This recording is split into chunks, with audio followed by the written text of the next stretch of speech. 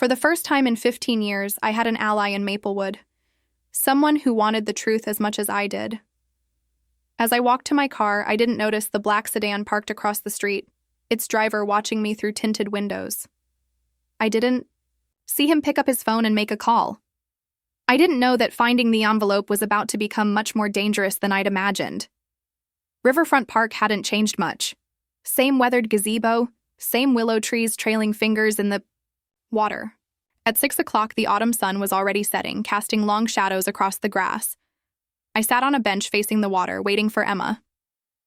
"You came." Her voice startled me from behind. I turned to find her standing there, a canvas bag slung over her shoulder. "Of course I came." She sat beside me, eyes scanning the nearly empty park. I wasn't followed. I was careful. Before we continue, comment where you're watching from and subscribe to the channel. We'd love to see how far our stories are reaching. Why would anyone follow you? Emma bit her lip. "Mom's been intense since you arrived, checking my phone, asking where I'm going. I think she's afraid you'll turn me against her." "That's not my intention." "I know." She pulled a small notebook from her bag. "I found this in Grandma's nightstand last year when I was helping her reorganize. I think you should see it." The notebook was worn, its blue cover faded. When I opened it, I recognized Mom's neat handwriting immediately. A diary. "Mom kept journals my whole life," I murmured. She said it helped her think. "Read the marked page," Emma urged. I flipped to a page with a small ribbon. The date at the top was from 14 years ago, a year after I'd left. I found Rebecca's envelope today, hidden in my jewelry box. I should have looked sooner, should have trusted her enough to search. The evidence is damning. Bank records, emails, recordings of James talking to someone about offshore accounts. My daughter was telling the truth all along, and I let her leave thinking I didn't believe her. I confronted James. He denied everything, said Rebecca fabricated it all. But I saw the look in his eyes. The same look John used to get when I caught him in a lie. I told Diane what I'd found, showed her the records, but she refused to believe it. "Mom, not you two," she said. "Rebecca has poisoned you against us." But it's not poison. It's truth.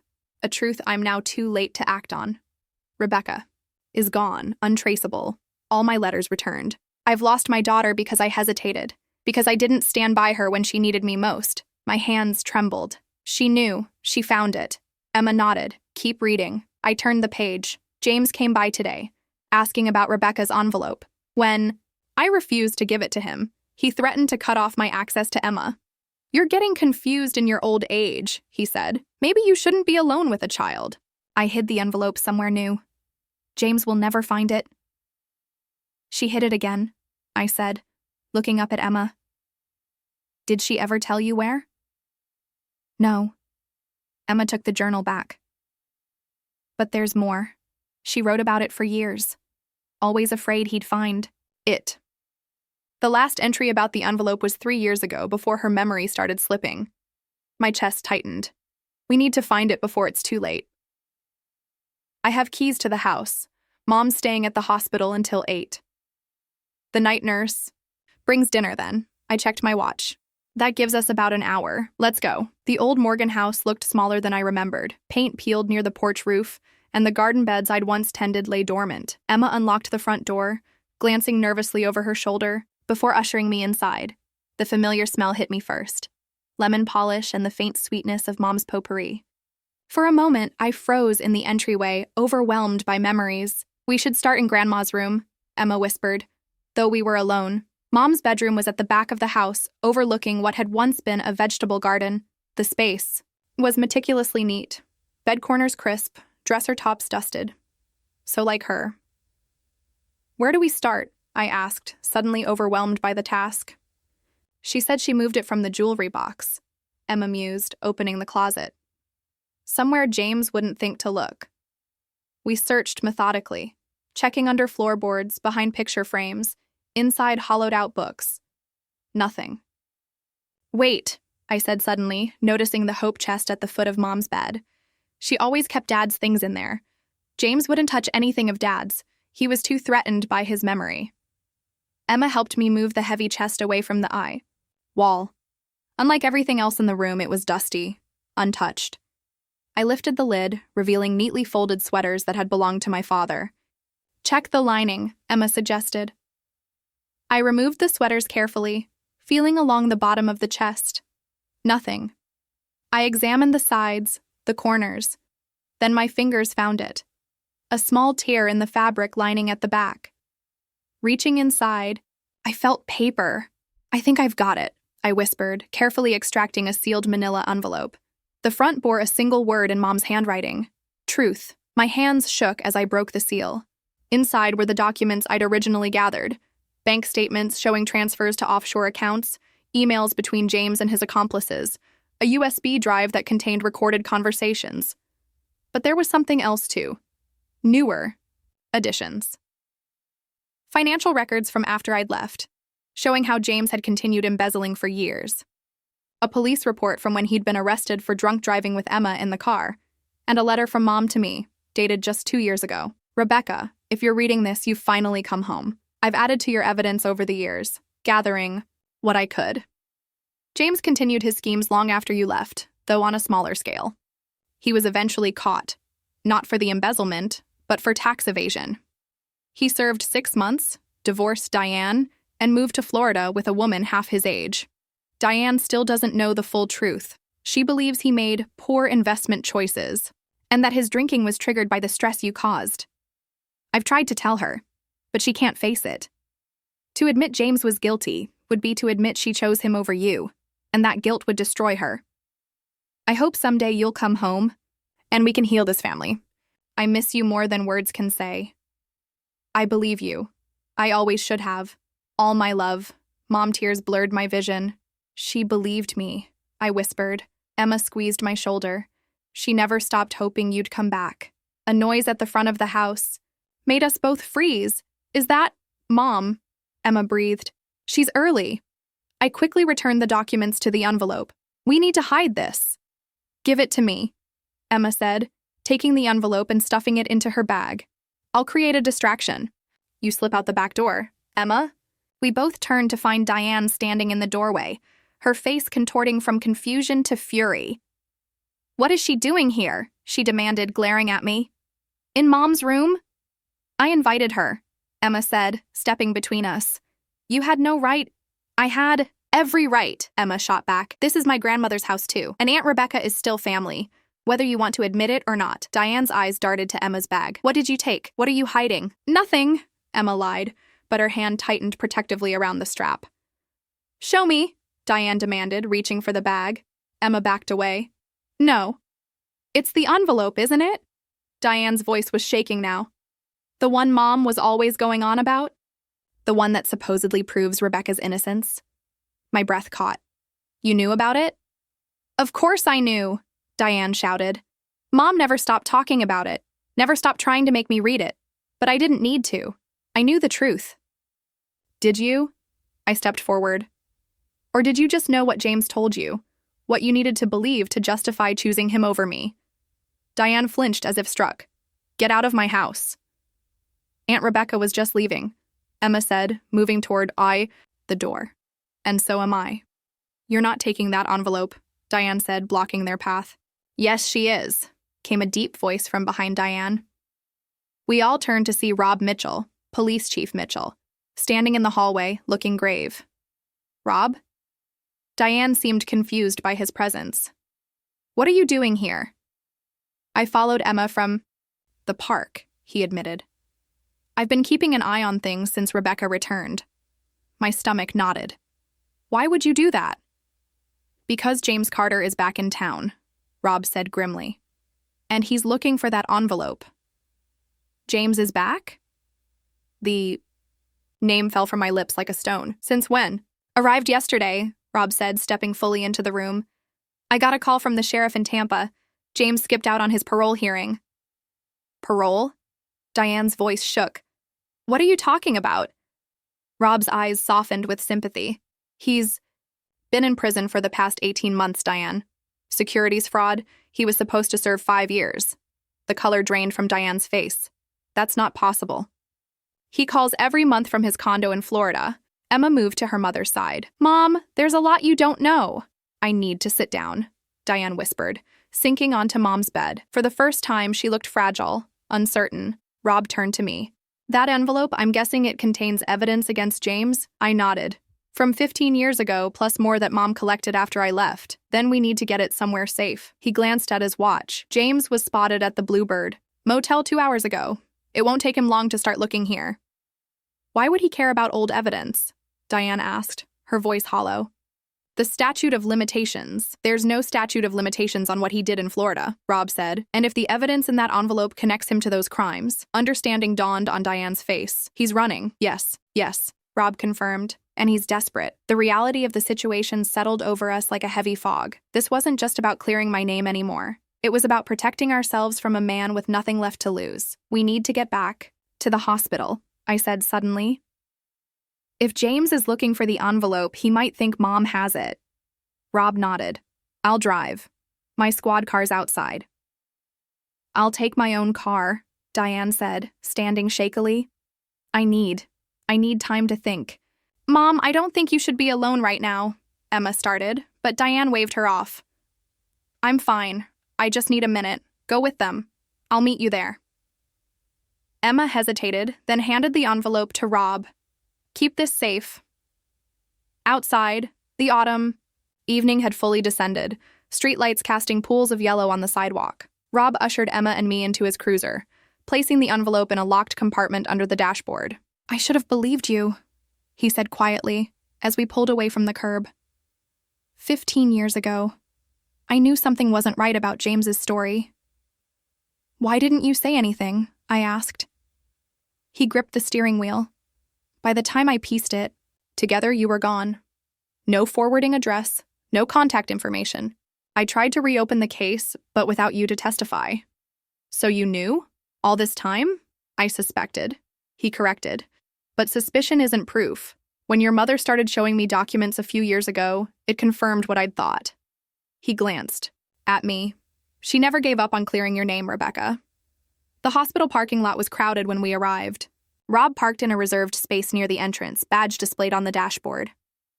"I'll check Mom's room," I said as we hurried inside. "Emma, stay with Rob." "Not a chance," Emma replied. "I'm coming with you." Rob didn't argue.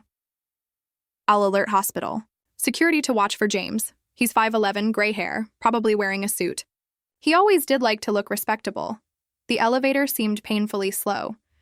When the doors finally opened on Mom's floor, I rushed down the hallway, Emma close behind. Relief washed over me when I saw the nurse at the station. "Everything okay?" "With Evelyn Morgan?" I asked, trying to sound casual. "She's resting comfortably," the nurse assured me. "Your sister just went in a few minutes ago." My blood froze. My sister? Diane? No, the other woman. Blonde, well-dressed, said she was family. I was already running, Emma at my heels. We burst into Mom's room to find a blonde woman standing by the bed, her back to us.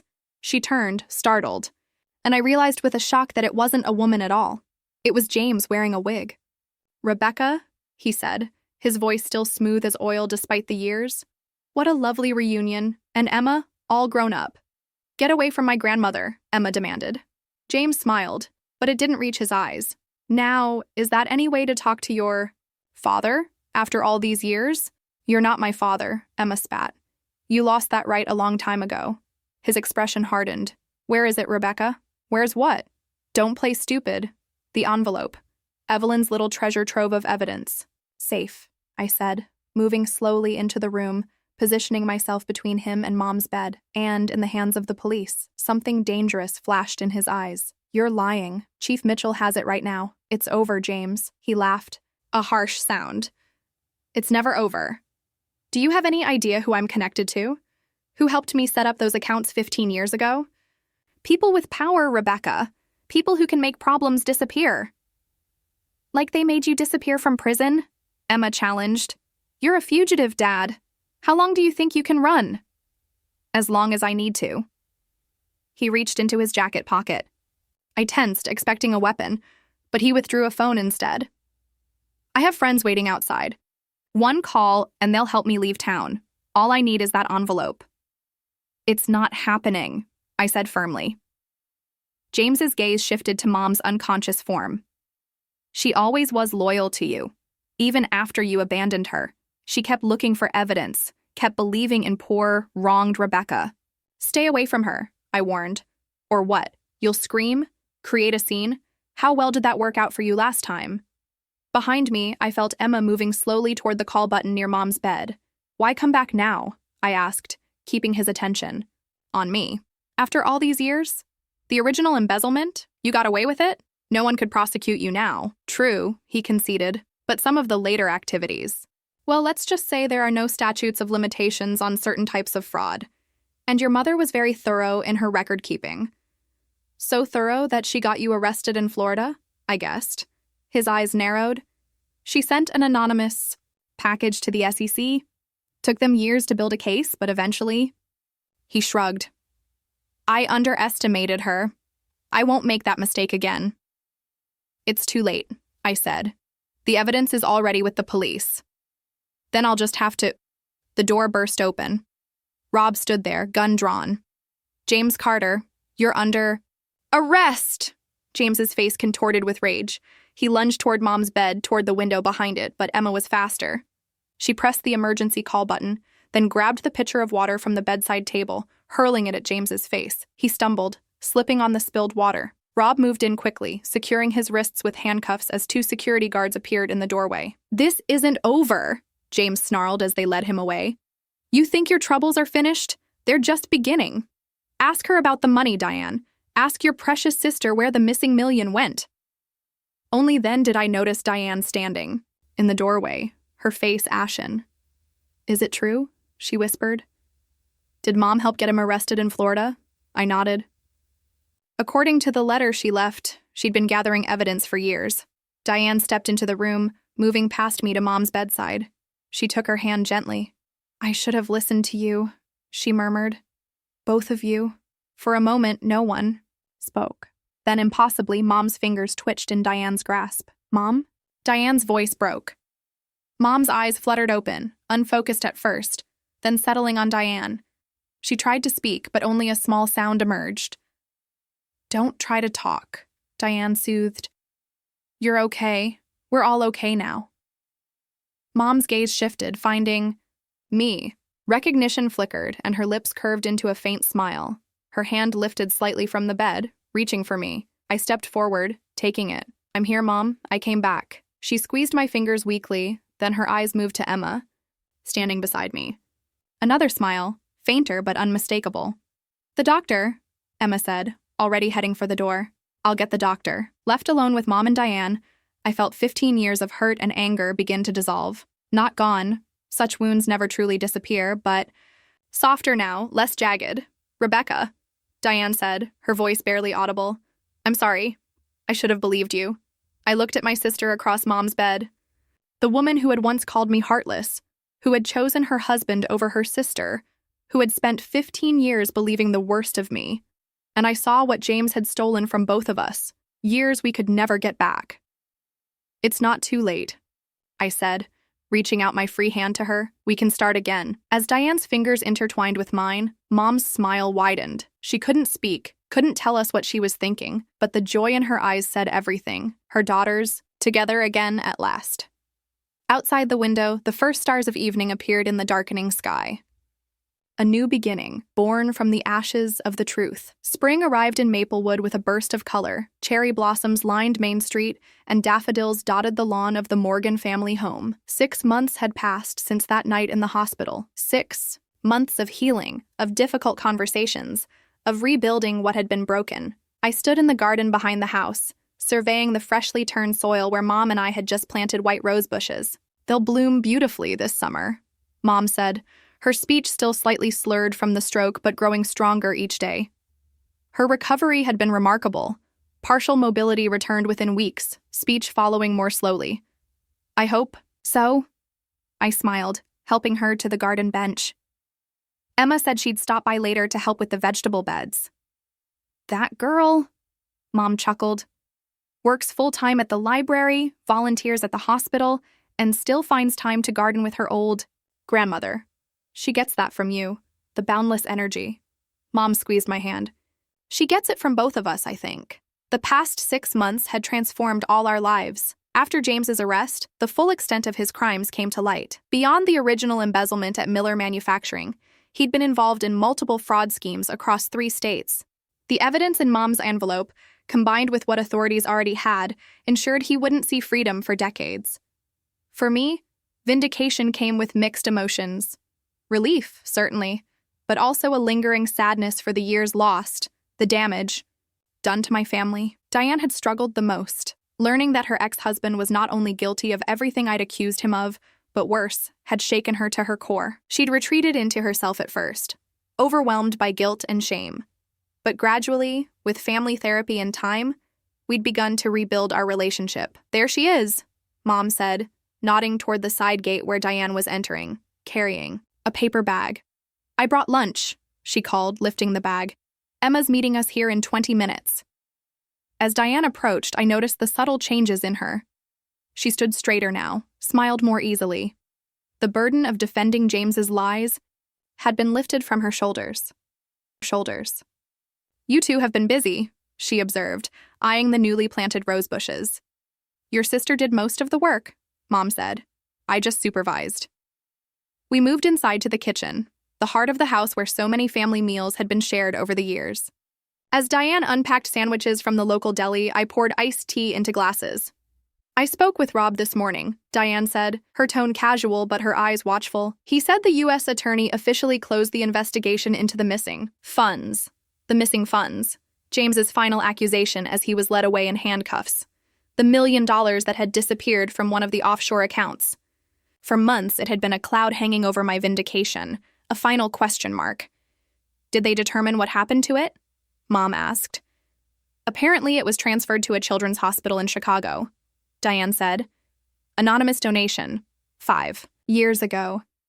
She looked at me, and I met her gaze steadily. "Rebecca?" I took a deep breath. "When I left Maplewood, I had nothing. I had to start over completely. But a few years later, I was doing well at Hartwell. I hired a private investigator to track James's financial activities. "You found the money," Diane said. Not a question. I nodded. "One of his accounts in the Caymans. I redirected it." "You stole it," Diane said, but there was no accusation in her voice. "I gave it to children who needed it more than James did." I waited for judgment, for disappointment. Instead, Diane let out a small laugh. "Good," she said simply. "I'm glad someone benefited from his crimes." Mom reached across the table, taking both our hands in hers. "My girls," she said, her eyes shining. "Always trying to do what's right, even when it's hard." The doorbell rang, announcing Emma's arrival. As Diane went to let her in, Mom held my hand a moment longer. "Are you still thinking about the job offer?" she asked. Hartwell Industries had been surprisingly understanding about my extended leave of absence, but after 6 months, decisions needed to be made. Stay in Chicago as executive VP or accept the offer to head their new regional office in Maplewood. "I'm leaning toward yes," I admitted. "Being here these past months, reconnecting with you, with Diane and Emma, it feels right." "This will always be your home," Mom said, "no matter what you decide." Emma burst into the kitchen, bringing with her the energy of youth and a plate of cookies she'd baked. Behind her came Diane, smiling at her daughter's enthusiasm. As we gathered around the table, mother, daughters, granddaughter, I felt the fullness of what we'd rebuilt. Not perfect, not unmarked by the past, but strong in a new way. Like the white rose bushes we'd planted, our family had been pruned by hardship, but would bloom again, perhaps more beautifully than before. Later that afternoon, I walked alone to Riverfront Park, to the bench where Emma had first shown me Mom's diary. The spring sun warmed my face as I watched the river flow, eternally moving forward despite all obstacles. Rob found me there, as I'd known he would. He sat beside me, comfortable in the silence we now shared. "So," he said finally, "I hear Hartwell Industries is opening an office here. News travels fast in small towns. Some things never change." He smiled. "Some things do, though." I thought about the changes in my own life, returning to Maplewood not as the disgraced sister, but as a woman vindicated, finding my place in the family again, and perhaps finding something new as well, in the way Rob looked at me now. I've decided to take the job, I said. I'm staying. His hand found mine on the bench, warm and solid. Welcome home, Rebecca. Home. After 15 years of exile, after pain and separation and finally truth, I was home. Not just to a place, but to the people who made it matter. The white roses would bloom this summer, and so would we. Chapter 1. White Roses. When I brought flowers for our mother, my sister hissed, "You don't even know what love is." I placed the bouquet down and left the one note that none of them could answer. The hospital corridor stretched before me, sterile and unforgiving. 15 years since I'd last walked these halls. 15 years since I'd been forced to leave Maplewood behind. Now at 56, I was back, drawn by a phone call about Mom's stroke. I paused outside room 314, white roses clutched in my trembling hands. Their sweet scent couldn't mask the antiseptic smell or the fear knotting my stomach. Through the half-open door, I could see her. My mother, Evelyn, lying still against white sheets, her face slack on one side, tubes and wires connecting her to beeping machines. And there was Diane, my younger sister, clutching Mom's hand. Taking a deep breath, I stepped. Inside, Diane looked up, and the warmth drained from her face. "What are you doing here?" Her voice was ice. "I came as soon as I heard." I moved closer to the bed. "How is she?" "Like you care." Diane stood, arms crossed. At 52, she still had the same defiant stance from our childhood. 15 years, Rebecca. Not one visit. I tried. Save it. Her eyes dropped to the bouquet. "White roses? Really? You think flowers fix anything?" I placed them on the bedside table. "They're her favorite." "Were her favorite." Diane's words cut like glass. "People change in 15 years. Not that you'd know." I studied Mom's face, searching for any sign she knew I was there. Her eyes remained closed, her breathing shallow beneath the hospital gown. "The doctor says it was massive," Diane continued, voice dropping. "She might never wake up. Or she might not speak again, not walk." My throat tightened. "Is there anything I can—" "Don't." She cut me off. "Don't pretend you care now. Where were you when she fell last winter? Where were you every birthday? Every Christmas when she waited for your call? I sent cards. I tried calling." "You don't even know what love is," Diane hissed, voice low but sharp enough to cut. "Love is being here. It's showing up, not abandoning your family when things get hard." My hands trembled. I wanted to explain about all the calls that went unanswered, the letters returned unopened, how I'd check on Mom through old friends because direct contact seemed impossible. But Diane's face, hardened with resentment, told me she wouldn't hear it. I reached into my purse and took out a small envelope. "I'll come back tomorrow. Maybe we can talk when things are calmer." "Don't bother," she said. "We've managed 15 years without you. We'll manage now." I placed the envelope beside the roses. "For Mom, when she wakes up." "If she wakes up," Diane corrected. I leaned down and kissed Mom's forehead. Her skin felt papery against my lips. "I love you, Mom," I whispered, not caring if Diane heard. Walking out was one of the hardest things I'd ever done. Each step away from Mom felt wrong, but Diane's burning gaze made it clear I wasn't welcome. Not yet. In my rental car, I finally let the tears come. Hot, silent streams as I thought about everything that had brought me here, the scandal, the accusations, the impossible choice. "I should have fought harder," I whispered, gripping the steering wheel. "I should have made them listen, but I hadn't. Instead, I'd left, letting everyone believe the worst about me. 15 years building a new life in Chicago, climbing the corporate ladder at Hartwell Industries until I became executive vice president. 15 years trying to outrun the pain, to prove my worth to a town that had already judged me. I drove aimlessly through Maplewood, past the high school where I'd been valedictorian, the park where Mom took us for picnics, the church where we buried Dad 20 years ago. Then I found myself outside our old house, a modest colonial with blue shutters. Someone had painted the front door red. It used to be green. Diane still lived there with her daughter, from what I'd heard. After her divorce from James, the man who had destroyed everything, she'd moved back into our childhood home with Mom. James. Even thinking his name made my stomach clench. My brother-in-law, the man who had framed me, who had turned my sister against me, who had made staying in Maplewood impossible. I wondered if Diane ever discovered the truth, if she ever realized what kind of man she had married, if she ever regretted believing him over me. The envelope I'd left contained more than just a note. It held a truth that could change everything. Or nothing at all. After 15 years, would it even matter? I checked into Maplewood's only motel, a faded place on the edge of town. The room smelled of old cigarettes and cheap air freshener, but I barely noticed as I sank onto the bed. On the nightstand, my phone buzzed with a text from Daniel, my assistant in Chicago. Board meeting postponed. Told them family emergency. How's your mom? I typed back. Critical. Staying in town. Handle Westport account. Family emergency. Such a simple phrase for something so complicated. I hadn't told anyone at Hartwell the full story of why I'd left Maplewood. They knew me as Rebecca Taylor, the focused, brilliant strategist who never talked about her past. Not Rebecca Morgan, the woman who'd fled scandal, the woman this town still whispered about. Tomorrow would bring another chance to see Mom, another confrontation with Diane, and maybe the beginning of healing, or the reopening of wounds that had never really closed. What I didn't know then was that the note I'd left would set in motion events that none of us could control, events that would finally bring the truth to light, whether Maplewood was ready for it or not. Morning light, filtered through cheap motel curtains. For a moment, I forgot where I was. Then reality crashed back. Maplewood, Mom's stroke, Diane's cold fury. In the steamy mirror, I studied my reflection. In Chicago, executive Rebecca Taylor wore tailored suits and perfect makeup. But here, I was Rebecca Morgan again, the woman who'd fled in disgrace.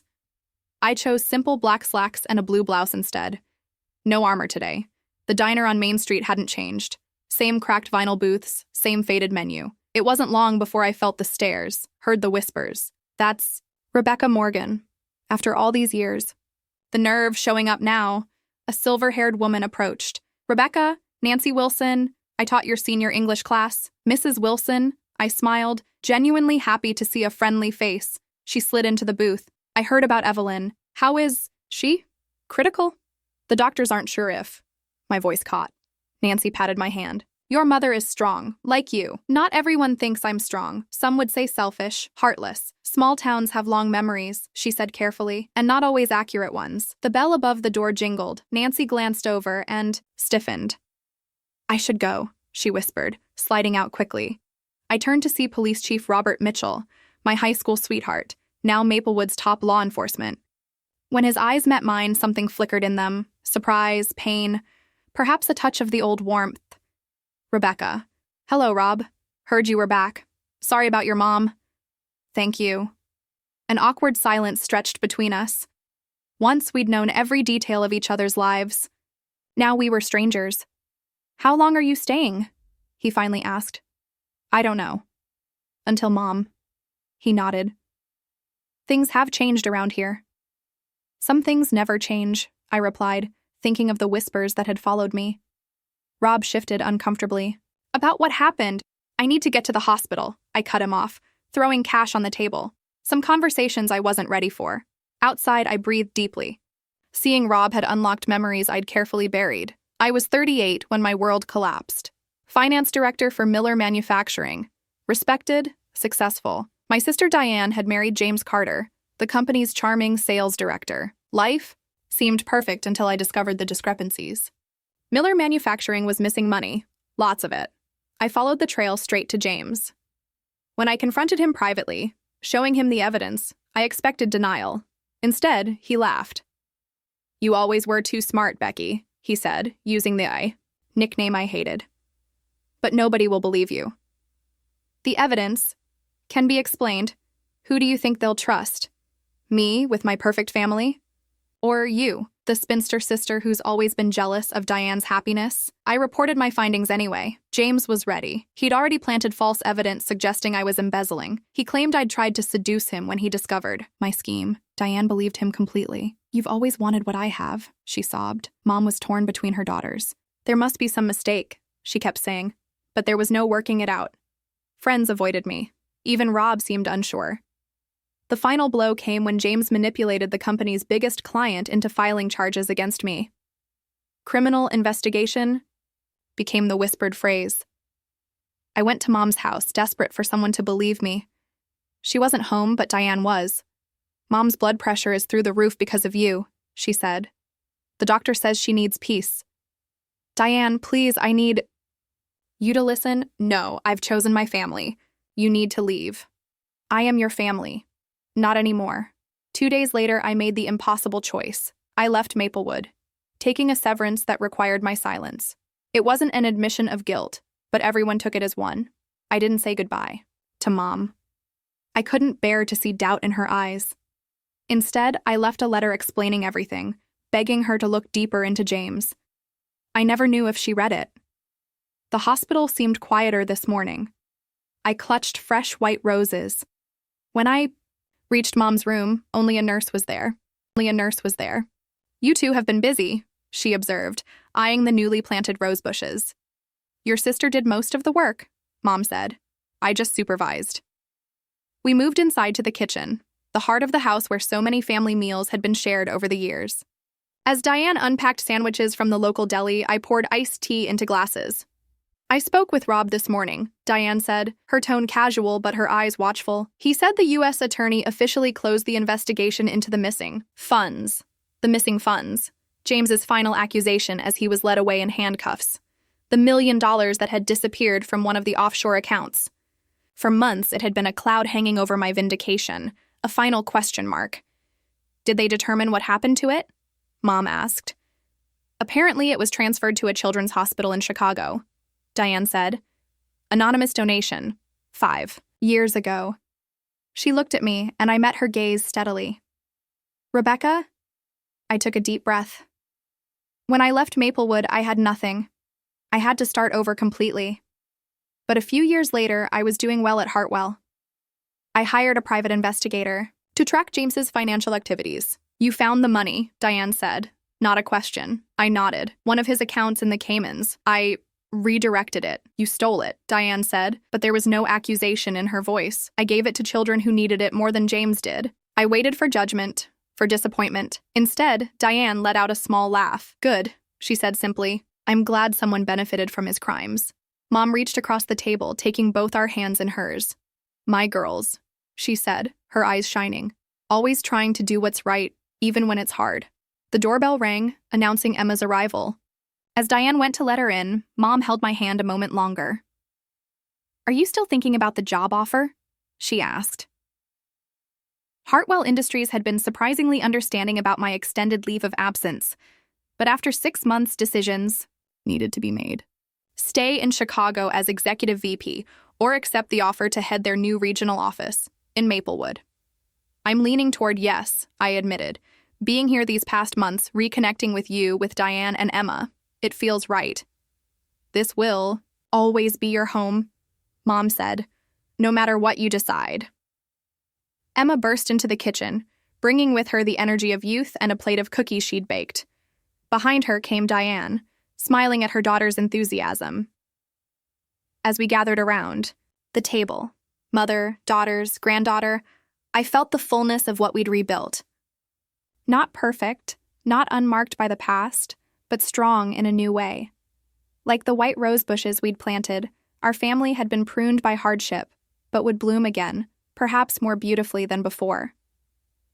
Later that afternoon, I walked alone to Riverfront Park, to the bench where Emma had first shown me Mom's diary. The spring sun warmed my face as I watched the river flow, eternally moving forward despite all obstacles.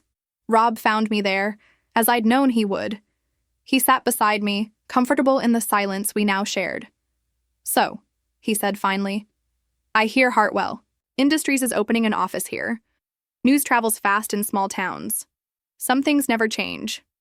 He smiled. Some things do, though. I thought about the changes in my own life, returning to Maplewood not as the disgraced sister, but as a woman vindicated, finding my place in the family again, and perhaps finding something new as well, in the way Rob looked at me now. I've decided to take the job, I said. I'm staying. His hand found mine on the bench, warm and solid. Welcome home, Rebecca. Home. After 15 years of exile, after pain and separation and finally truth, I was home. Not just to a place, but to the people who made it matter. The white roses would bloom this summer, and so would we.